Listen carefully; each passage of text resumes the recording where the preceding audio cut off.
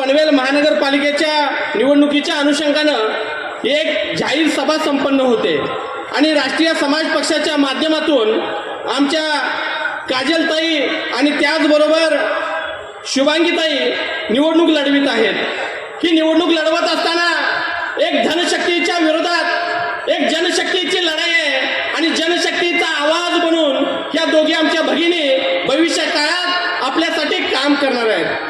या पनवेल शहराच्या सर्वांगीण विकासासाठी आपण जर बघितलं तर आज प्रभाग क्रमांक 10 मधून निवडणूक लढवत असताना आपण सगळ्यांनी काजलताईंच्या पाठीमागे उभा राहिलं पाहिजे। आजची राजकीय परिस्थिती बघितली तर राजकारणामध्ये निर्माण झालेली निष्ठा आणि एका बाजूला कार्यकर्ते सैराभैरा कोणत्याही कोणत्या पक्षात आहे काय कळायला मार्ग नाही। अशा परिस्थितीमध्ये आज सगळे राष्ट्रीय समाज पक्षाचे कार्यकर्ते ही निवडणूक हातामध्ये घेऊन एक जनसामान्यांचा आवाज बनून काम करणाऱ्या जे आनंद माने सरकार आहेत या सरकारांच्या पत्नींना आपण उमेदवारी दिलेली आहे। यांचं काम सर्वांना माहीत आहे। या कामाच्या माध्यमातून आजपर्यंत केलेल्या समाज कार्याच्या माध्यमातून ही निवडणूक लढवत असताना ही निवडणूक इथल्या प्रश्नांकरता निवडणूक झाली पाहिजे। ही निवडणूक या प्रश्नांना न्याय देण्यासाठी इथल्या प्रश्नांना वाचा फोडण्यासाठी, कारण आताची जी निवडणूक संपन्न होते ही महानगरपालिकेची निवडणूक आहे। या महानगरपालिकेच्या निवडणुकीमध्ये पक्ष निवडायचा नसतो तर चांगला माणूस निवडायचा असतो आणि चांगला माणूस आदरणीय सरकारांच्या माध्यमातून त्यांच्या सौभाग्यवतींना आणि त्याचबरोबर आमच्या दोन्ही ताईंना निवडण्याची ही संधी तुमच्या समोर आहे। आजपर्यंत आपण या प्रभागामध्ये आता थोड्या वेळापासून प्रचार फेरी काढली।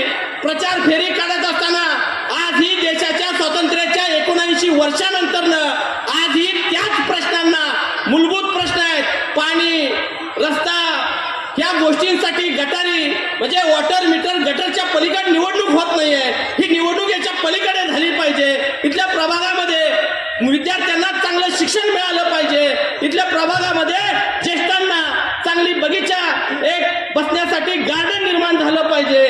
त्याचबरोबर या प्रभागामध्ये असणाऱ्यांना स्वच्छ पाणी मुबलक मिळालं पाहिजे।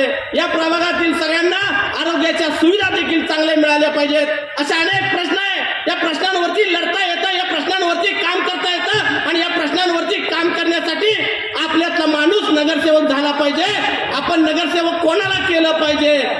नगरसेवक आपल्यातल्या माणसाला केलं पाहिजे। आपल्यातला माणूस कोण आहे?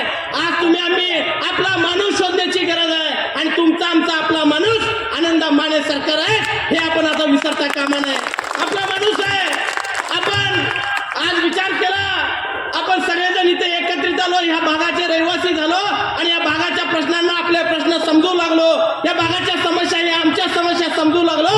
आज आनंद माने सरकार हा आपला माणूस आहे।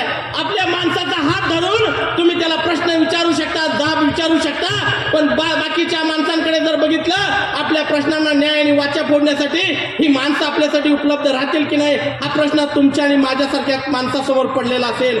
त्यामुळं आताच्या काळात पैशाचा धुमाकूळ मारला जाईल, अत्यंत पैशाचा वापर केला जाईल।